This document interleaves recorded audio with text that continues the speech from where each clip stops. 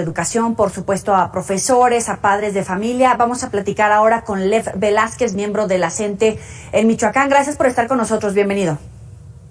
Muchas gracias por la invitación. ¿Cómo está impactando la política de austeridad al sector educativo? Porque hablamos, para empezar, de recorte de personal. Bueno, creo que aquí hay algo que nos preocupa a nosotros como magisterio y esto tiene que ver con que no se está cubriendo el personal necesario para que se pueda impartir una educación integral, una educación que pueda fomentar el desarrollo de todas las capacidades de los seres humanos. Para esto pues se requieren distintas especialidades en las áreas deportivas, en el área psicológica, en el área artístico, cultural, también las bibliotecas, en el desarrollo tecnológico y demás. Y creo que aquí hay una carencia del gobierno federal en el sentido de que la ley que regula las relaciones laborales de los maestros es un filtro que va sedimentando el ingreso de los docentes al servicio educativo, de tal manera que son muy pocos los maestros que están ingresando y pues se ven carencias, ausencias en las escuelas. Nosotros estamos demandando esto justamente en el estado de Michoacán porque vemos aulas solas, se está disminuyendo la matrícula de las escuelas formadoras de docentes, se están cancelando claves de maestros que se están jubilando o trabajadores de la educación que se están pensionando e incluso que están falleciendo y no se recuperan, se cancelan, los presupuestos se quedan congelados y justo ahora lo que nosotros estamos haciendo en Michoacán es exigir que con esos recursos se reutilicen para poder contratar a nuevos docentes que puedan estar trabajando en las escuelas con las niñas y los niños. El gobierno mexicano dice que había muchos aviadores, incluso señala el caso de Michoacán y asegura que este recorte de los profesores que cobraban pero que no daban clases, que no eran participativos en su labor, es un gran ejemplo de los beneficios de esta austeridad. ¿Coincides?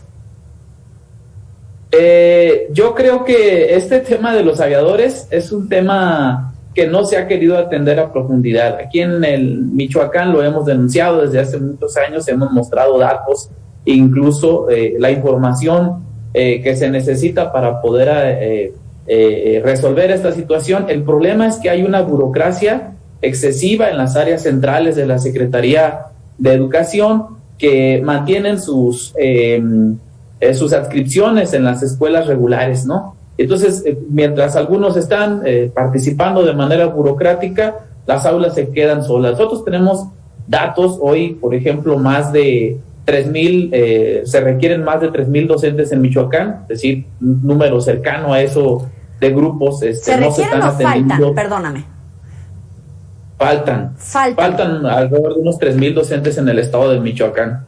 En efecto, y justamente tiene que ver con esta cancelación. En los últimos años, tanto en el gobierno anterior, por ejemplo, de Silvano, y lo que va del gobierno actual, se han cancelado alrededor de 4,000 claves docentes, ¿no? Claves presupuestales, a eso nos referimos. Y bueno, pues eso merma, se ve la ausencia de los docentes en las escuelas. Y pues ahora estamos demandando que existan más recursos. En el tema de la federalización de la nómina, pues nunca se concretó. Seguimos esperando un recurso suficiente para el pago de la nómina de los trabajadores de la educación. Sí. Si esto no se resuelve, volveremos a ver las protestas y demás de los maestros que se ven en la necesidad de salir a las calles para poder tener un recurso salarial suficiente para sus familias. Si faltan 3,000 maestros en Michoacán, ¿de cuántos estudiantes afectados estamos hablando? Es decir, ¿un maestro está cubriendo el resto de los alumnos que podrían repartirse en diferentes maestros de estos 3,000 que faltan? ¿O estos estudiantes no tienen maestro, no tienen clases? ¿O cuál es la situación?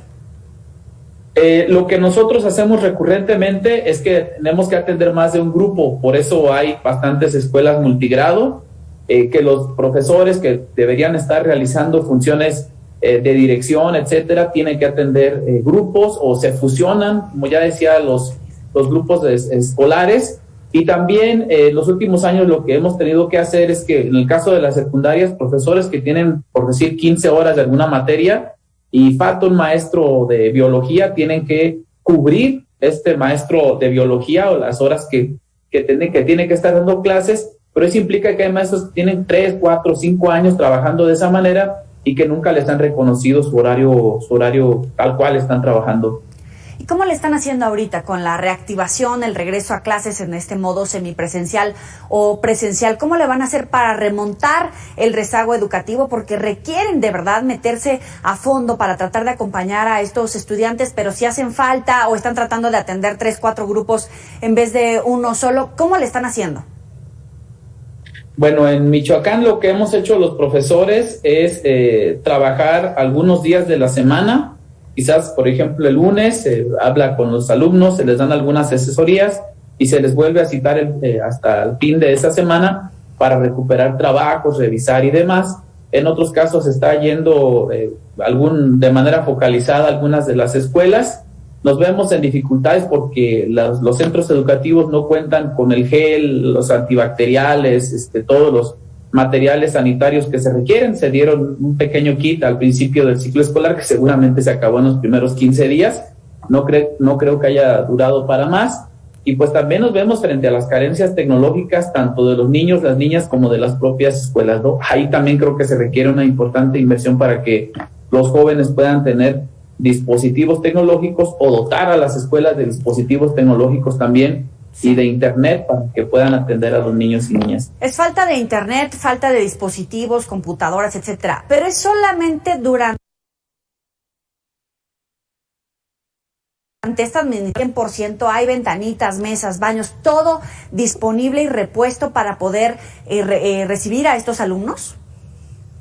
En primera instancia, sí comentar que efectivamente hay un rezago estructural, ancestral de las propias escuelas. Hay un abandono ahí de añejo, de décadas de los centros escolares. Y la otra situación es que efectivamente hubo y sigue habiendo saqueos, ¿no?, de daños estructurales, por ejemplo, a las instalaciones hidráulicas, a las instalaciones eléctricas y demás. Y que bueno, pues para eso no hay recursos económicos. Sabemos que hay un programa sobre la escuela es nuestra que asigna recursos de manera directa, pero se suma a otros programas como aquel de escuelas de calidad que lo que hacen es que los alumnos, los papás y los propios docentes administren la insuficiencia. Son siempre recursos que no alcanzan, que son insuficientes y los papás, los maestros tienen siempre que poner de su propio bolsillo para poder completar los proyectos de infraestructura o atender en este momento las carencias graves que hay, los deterioros graves que hay de infraestructura de las propias escuelas. A eso también se están enfrentando definitivamente los maestros y las maestras. La secretaria de Educación era cercana a diferentes movimientos, a diferentes agrupaciones de maestros. ¿Cómo evalúa el desempeño de la secretaria?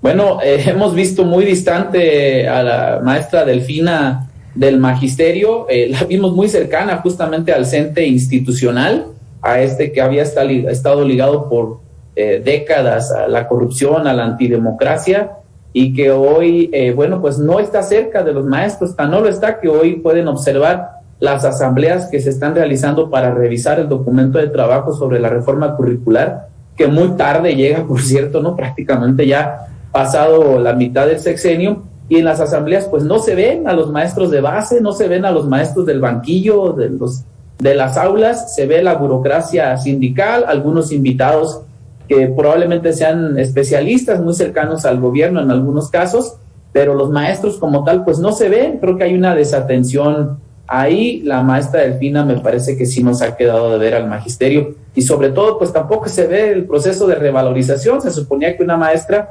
entendería mucho más la situación de los docentes, el aumento salarial para un maestro de primaria con una plaza base no le alcanza ni para comprar un kilo de tortillas, ¿no? Estamos hablando de 15, 16 pesos diarios, ¿no? Y estamos ahora sí que por debajo o muy cercanos a la línea de pobreza, ¿no? Los docentes que cuentan solamente con una clave, sea en preescolar o sea en primaria. Entonces está muy lejana de los maestros de base, y pues sí, al contrario, se le ha visto muy cercana a las cúpulas magisteriales, estas que se identificaron con los viejos regímenes de los llamados gobiernos neoliberales. Y ya que entraste en materia, ¿cómo ves esta contrarreforma educativa? Todos pensamos que iba a ser totalmente diferente, precisamente por la presencia de la secretaria y porque se hablaba de esta contrarreforma educativa para privilegiar a los maestros, pero parece que ha quedado lejano a este objetivo. ¿Cómo lo ves tú? La reforma que se presentó en 2018 y se amplía en 2019 ya en las leyes secundarias es muy similar a la anterior, mantiene eso que denominan el régimen de excepción laboral, donde se pone ahí en el artículo 3º los reglamentos o lineamientos de las cuestiones laborales de los docentes. Sí, quita el asunto de ligar la devaluación con el despido, pero sigue siendo un régimen de precariedad. Insisto, hoy no es verdad que los egresados de las escuelas normales estén ingresando de manera automática.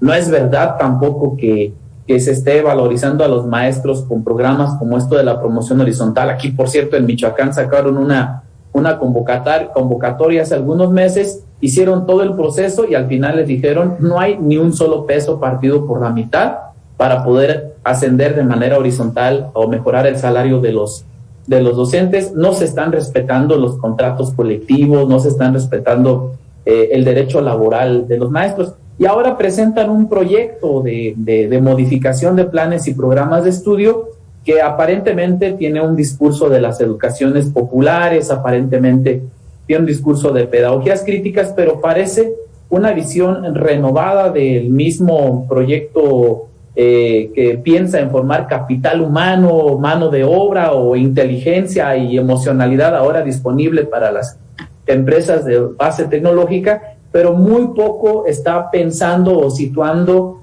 la educación en el desarrollo, como ya decíamos, integral o de todas las capacidades y facultades del ser humano. Te agradecemos, Lev Velázquez, miembro de la CENTE de Michoacán. Gracias por estar para la auditoría de Mega Noticias.